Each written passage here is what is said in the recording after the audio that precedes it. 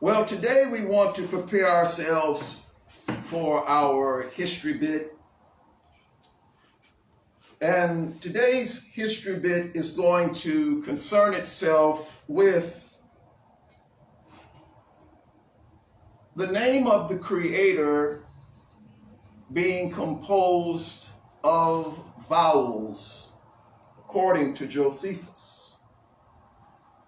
The name of the Creator being composed of vowels, according to Josephus.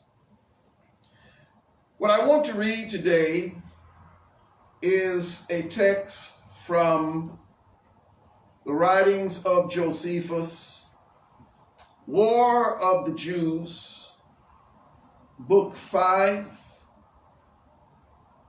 and we're going to go to chapter 5, and it's in paragraph 7 for those who would like to find where that is in your spare time. And before I read this particular text, I do want to preface it so that you'll understand the context which this statement is made. Here in Josephus's writings, he is writing about the Kohen Gadol, or high priest, and the vesture of the high priest. And in this particular statement that I will read concerns itself with the mitre and the crown that he is wearing. And we will discover something interesting in the statement. And we shall read. A mitre also of fine linen encompassed his head, which was tied by a blue ribbon, about which there was another golden crown, in which was engraven the sacred name of Elohim. It consists of 4 vowels. Now,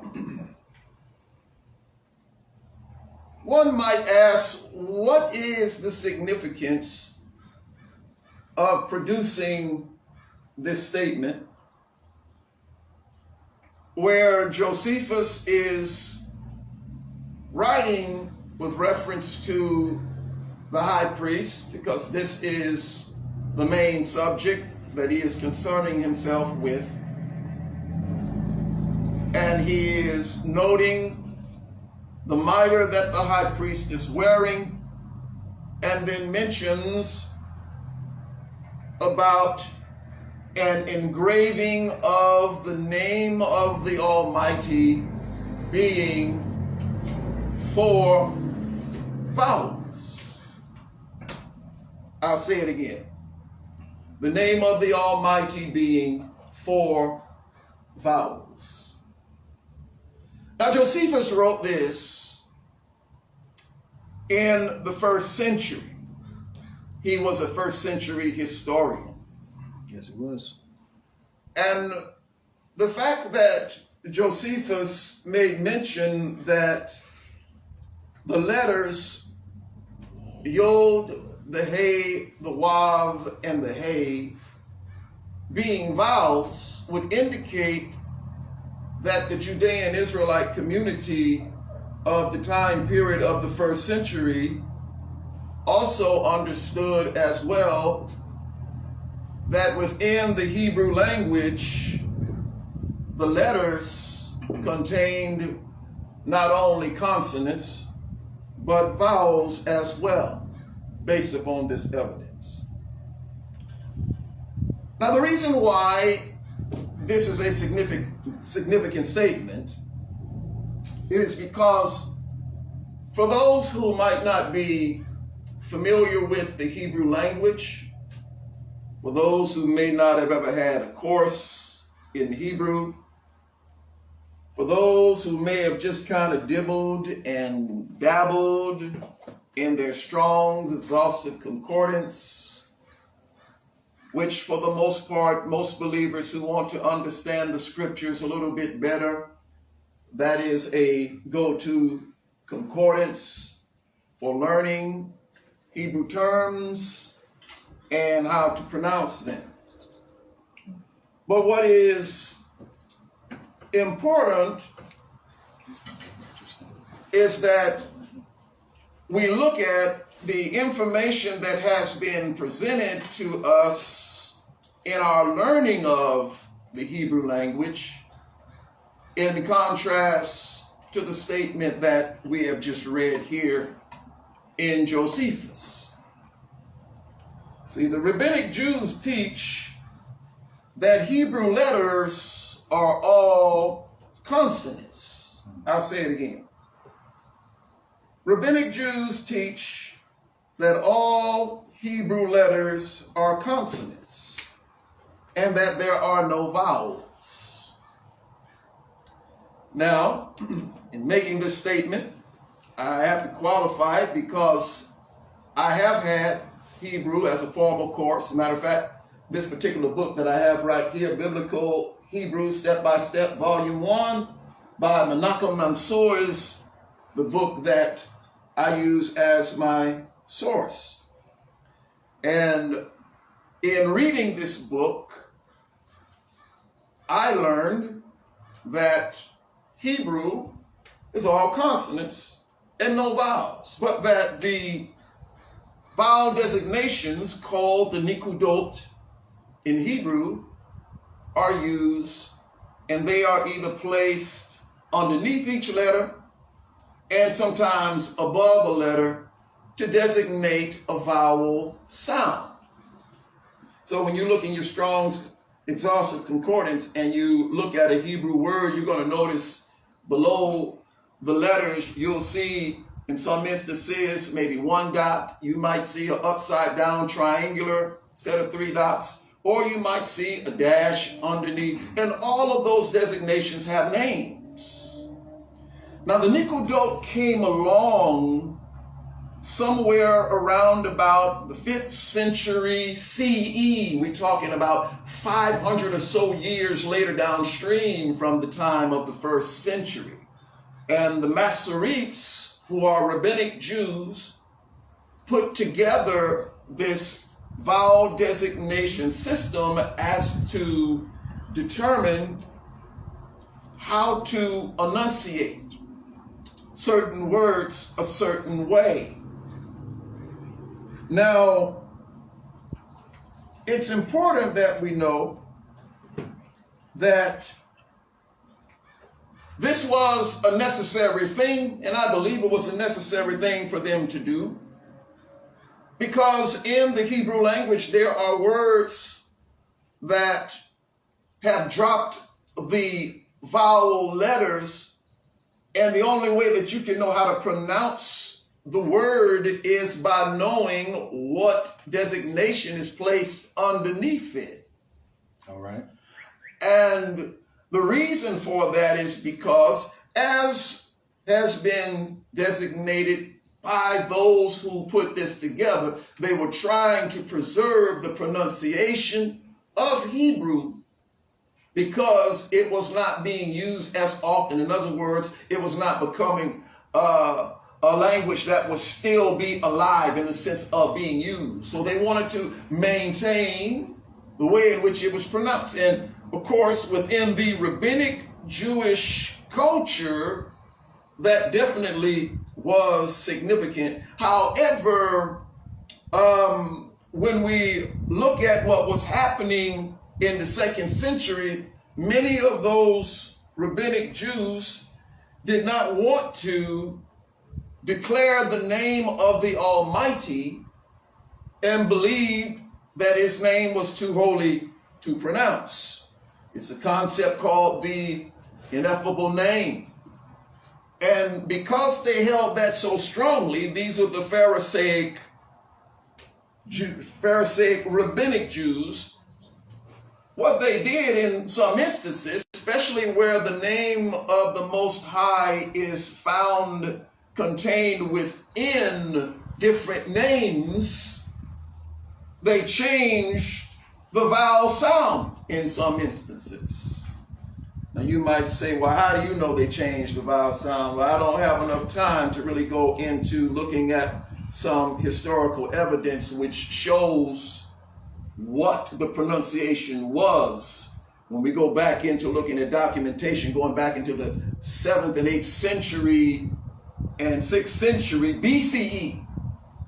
So as we look at what has been handed down to us, I was always taught that based upon what you are taught in Bible college and in seminary, that the Hebrew letters are all consonants. Hear me good now. It's important that you catch this. And the vowel designations are added. Now, it appears to me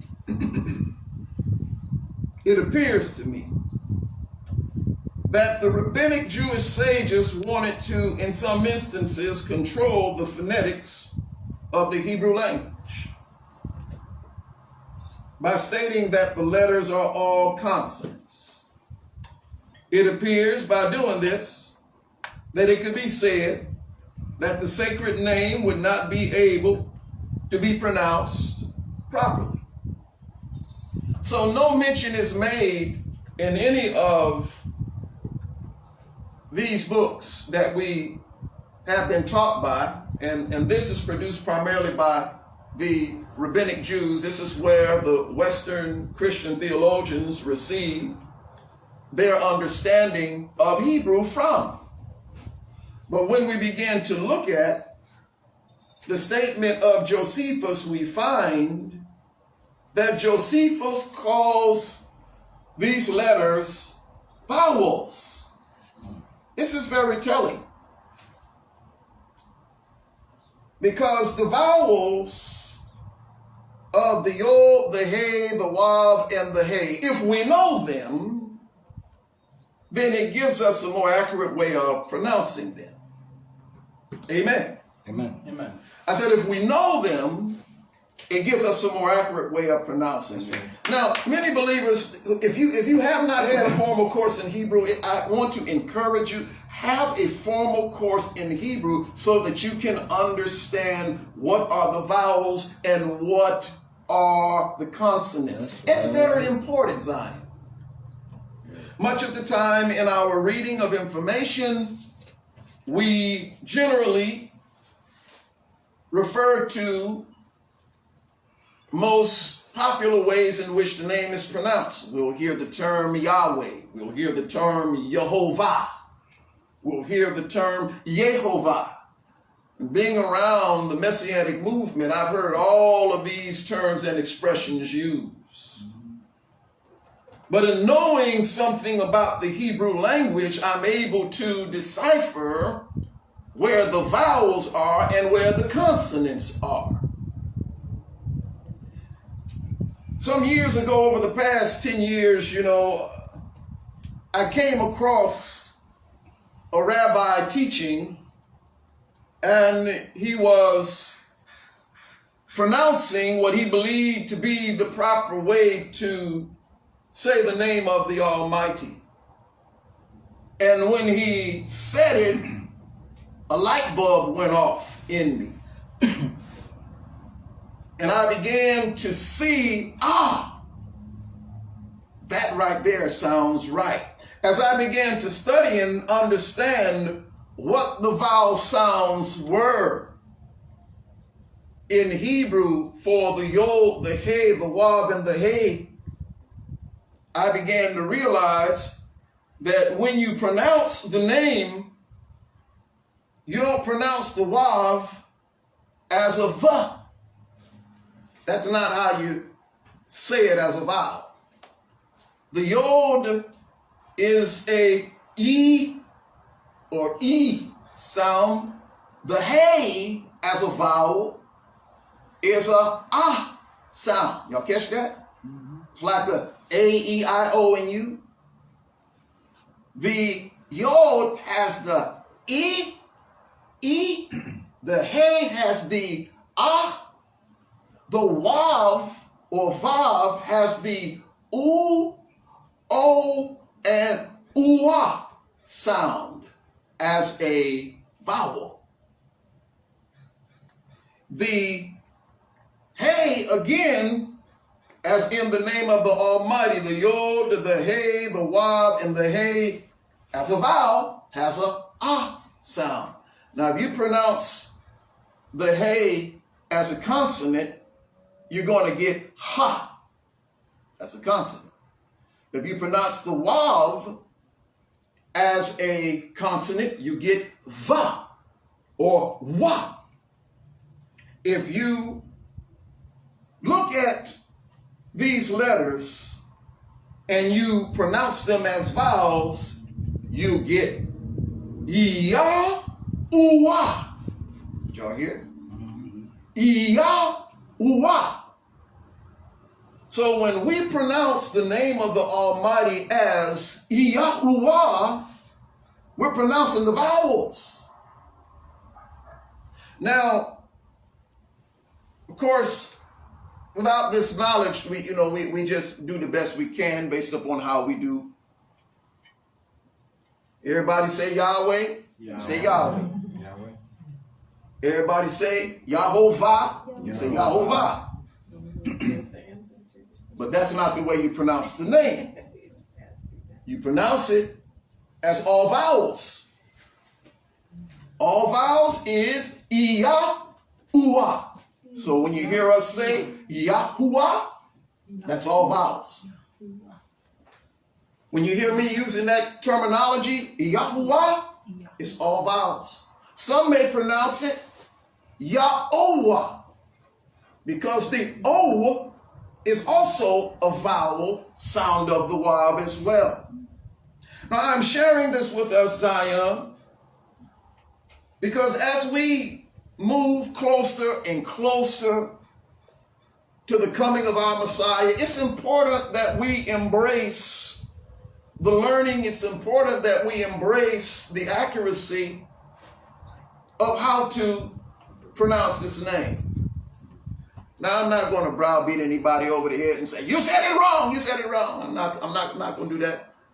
Our purpose for teaching is for us to learn, and so that we can develop and incorporate these things as we learn.